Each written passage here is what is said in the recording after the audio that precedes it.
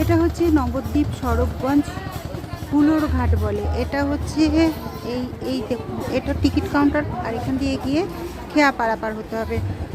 নবদ্বীপ থেকে মায়াপুর যেতে হলে এই হুলোর ঘাটের ছোট্ট একটি নদী আছে, এই নদী পার হয়ে যেতে হবে।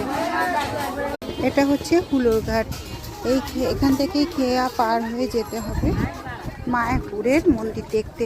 একটা খেয়া পারাপারের জন্য একটা নৌকা আসছে, ওপারে যেতে হবে। এই হচ্ছে সড়কগঞ্জ ঘাট। সড়কগঞ্জ ঘাটের এই খেয়া পারাপার হয়ে ওপারে যেতে হবে। ওপারে রয়েছে মায়াপুর মন্দির।